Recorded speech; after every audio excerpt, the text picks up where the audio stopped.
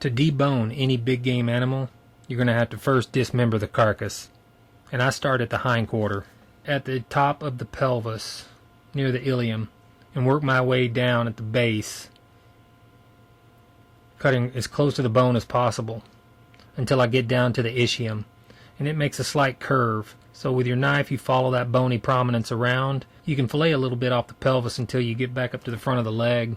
Then you're going to have to remove some of that connective tissue and fat so that it exposes that iliac crest.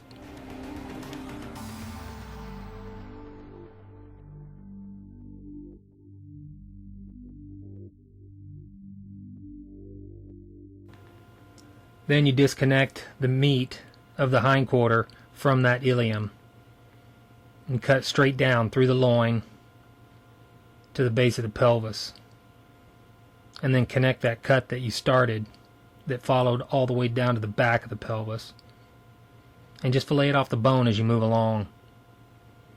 Should come off nice and clean with very little meat left on the bone. You're going to work your way down, filleting it off the pelvis until you get down to the femur head. And there you're going to have to disarticulate that femur from the pelvis. And you can see I'm just finalizing the cuts until I find that femur head. Once you get to the femur, stick your sharp knife or your scalpel into the femur socket and disconnect those ligaments that connect the leg bone to the pelvis. That'll allow that leg to become free once you work from the other side. And carefully around that gut sac, disconnect a little bit of connective tissue and meat that is at that joint, and work your way from underneath, staying along the pelvis bone until you find your original cuts from the top. And you'll run into the femur head, where you'll be able to just disconnect that from the socket and lift the leg right off the bone. Should be very little meat left on that pelvis when you're at this stage. Usually lay that down on a tarp, face down for now. Spray it with citric acid to keep the blowflies off of it while you work on the rest of the carcass, dismembering it. But the front shoulder comes off rather easily. You can start at the top or the bottom. I usually disconnect the front leg from the brisket and work my way underneath the shoulder blade. Then I come from the top, as you see here. The front shoulder is connected strictly by muscle tissue, so it's really easy to slip off. You got to cut through the neck, work your way underneath all the way down to the ribs, and then just slice it right off the bones. This cut is usually pretty important to get citric acid on fairly immediately because there's so much blood typically on the front shoulder. All of that bloody stuff will be trimmed off before we drop it into our meat sacks.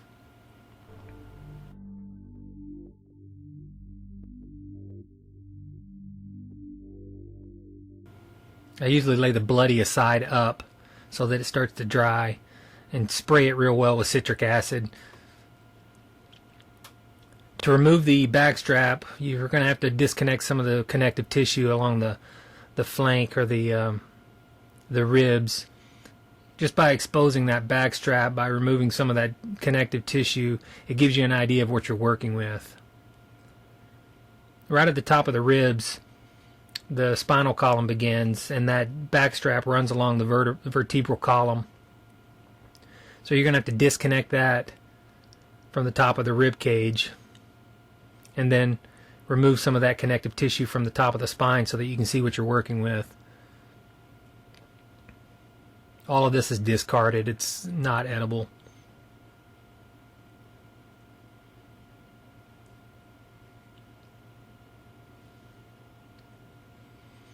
Once that connective tissue is removed, you should have the entire backstrap exposed. And go up in front of the shoulder, make a cut so that you can basically disconnect the backstrap and start working it off the bone structure. Again, using a sharp knife or a scalpel, just work it off the top of the ribs where it joins the spinal column. And you're basically making a V cut on both sides.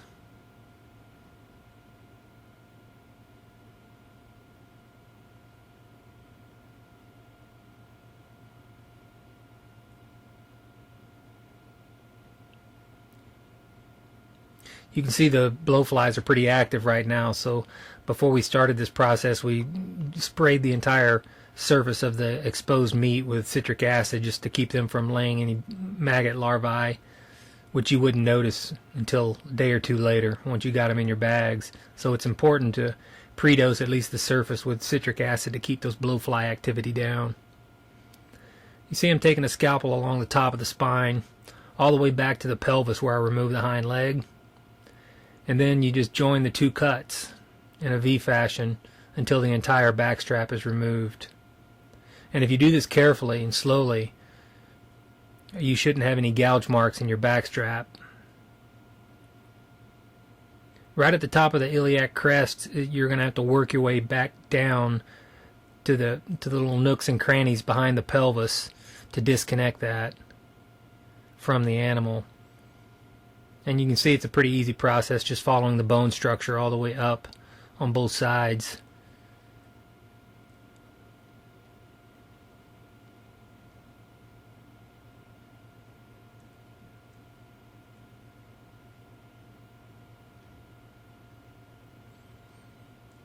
And if you take your time, you can get an entire backstrap off without many gouges.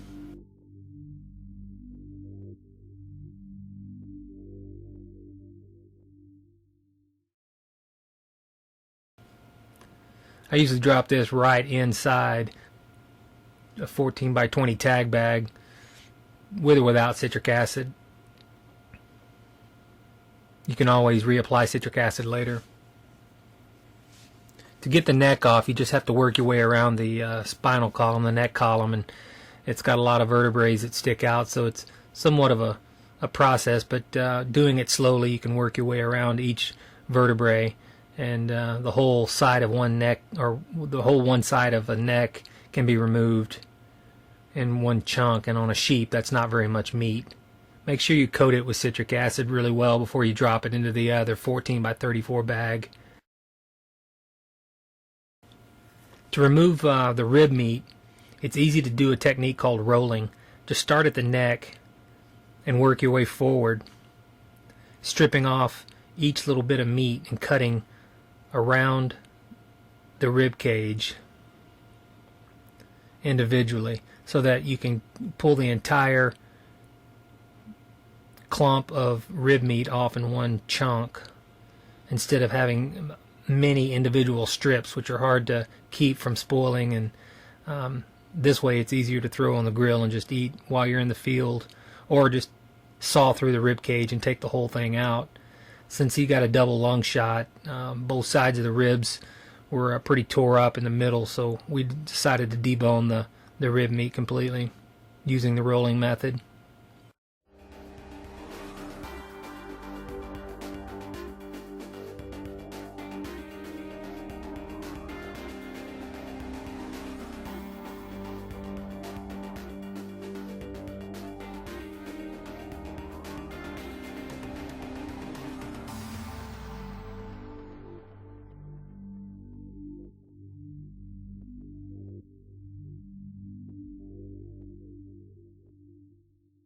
Once you get the two legs off and the back strap and all the rib meat, the last thing on the facing side would be the tenderloin.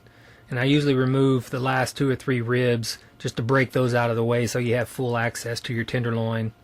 And from here you just press the entrails down, leaving the gut sac fully intact so that it contains all the bile and fluids, and it's easier to work with. It's not messy this way. And you just work your knife or blade underneath that spinal column right up against the base and pull that tenderloin out in one chunk like that. And just get rid of all the fatty tissue.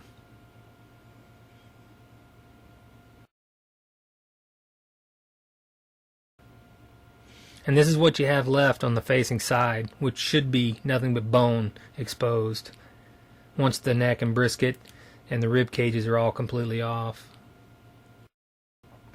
To debone a hindquarter is fairly easy. Just lay it where the femur head is showing, and you start working your way along the bone structure with a sharp knife. I prefer a scalpel for this.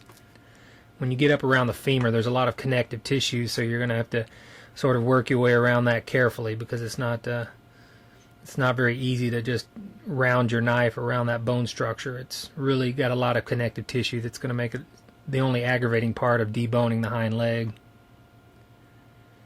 And once you can get your hands around the top of that femur, you can use that as a lever and just lift that up, trim it right off the back side of the bone, and the bone should lift up and the meat falls away as you cut it off. Try to stay as close to the bone as possible so you don't have any wasted trim. And if there is a little bit left on the bones, just cut it off and add it to the pile. Anything larger than a 50-cent piece is usually keepable. Anything smaller will generally spoil before you get home and just not really worth saving. So that's another reason to take your time when you're deboning, so that you're not leaving a lot of meat on the bone. When you get down to the forearm or foreleg, just cut those shanks free from the bone and the Achilles tendon there, and fillet it right off that bone. And that bone has a nice curvature to it, and your knife seems to follow it easily. And once you get around the knee joint, there's a lot of that connective tissue that's going to have to be cut away. But you should be able to do it easy enough. And it just takes a few minutes to take a leg bone out of an animal. And there you have it.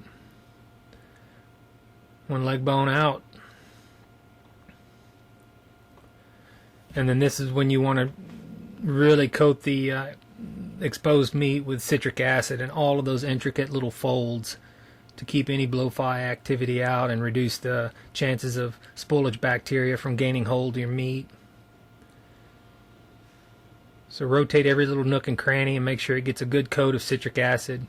Again, I usually use an ounce of citric acid to a quart of water. And I drop each hind quarter deboned into a 14 by 34 bag.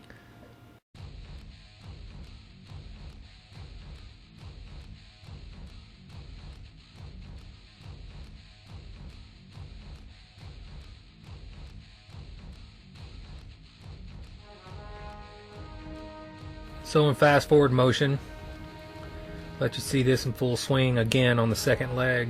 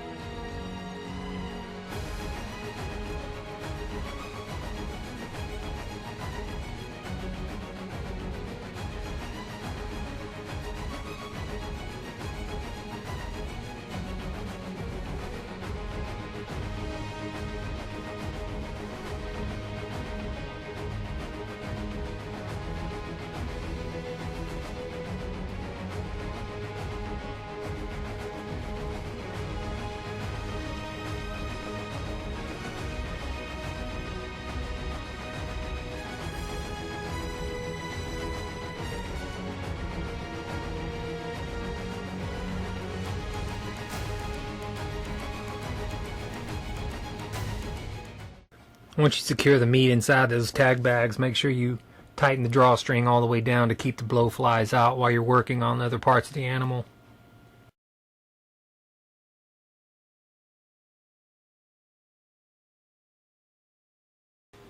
When deboning the front legs of an animal, there are two approaches.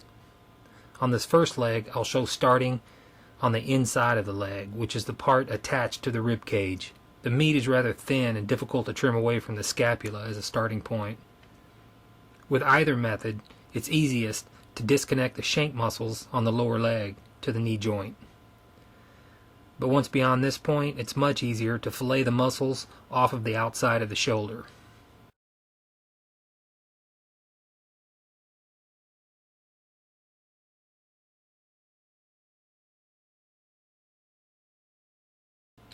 Here I'm trimming off the impact wound channel to reach edible meat. You'll notice how choppy it is to flesh out the flat side of the scapula. There's usually more meat left on the leg bones with this approach.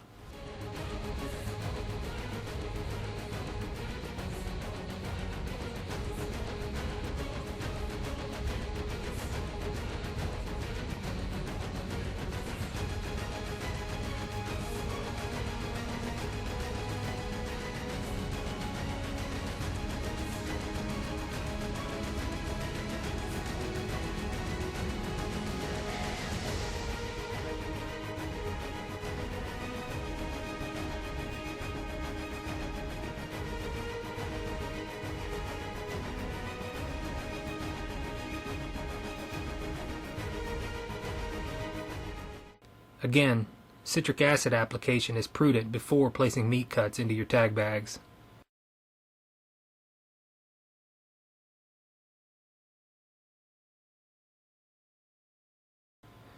On the second leg, however, I start on the outside of the shoulder by physically locating the fossa spine, which is a ridge of bone that sticks up, offering a good bony ridge to guide the blade along the bone. This facilitates meat removal much more efficiently by allowing meat to be rolled off the shoulder blade.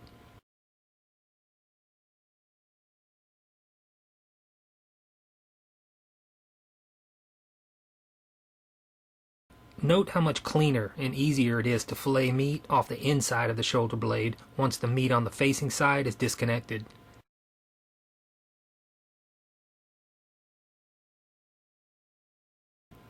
From this point, the shanks can be fleshed out and the connective tissue around the knee joint is detached. The leg bones come out cleaner and more smoothly.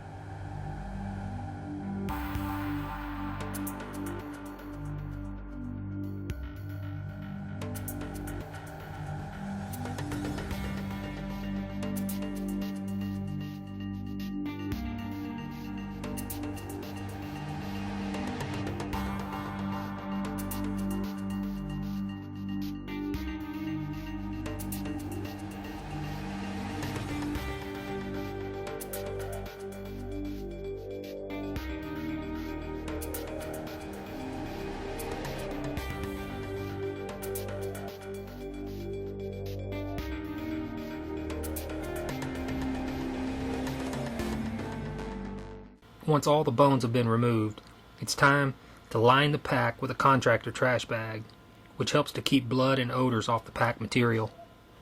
Here I'm loading both hind legs and the back straps and tenderloins into my pack. My partner will load his pack with the sheep hide, horns, and the trim meat and front shoulders.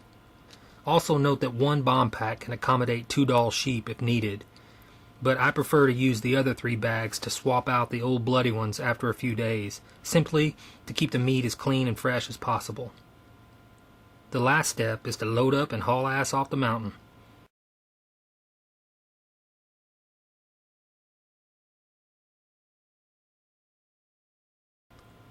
One tip to help expedite meat cooling is to take a break near a cold mountain stream for an hour or two during the first few hours after leaving the kill site. This stream allowed us to immerse the meat underwater to expedite cooling deep tissue cuts of meat.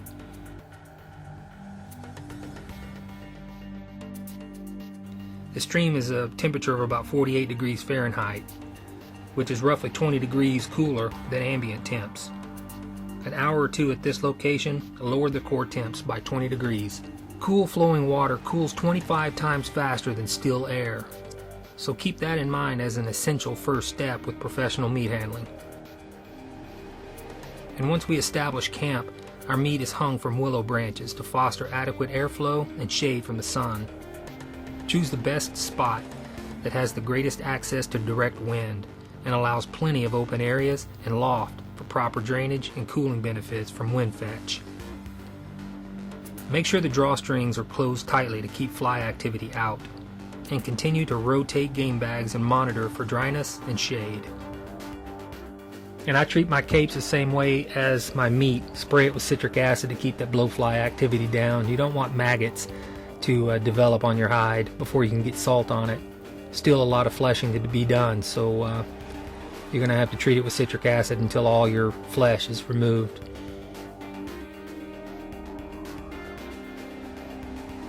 I wish you the best of luck this hunting season, and I hope these simple tips help you better manage your deboned meat.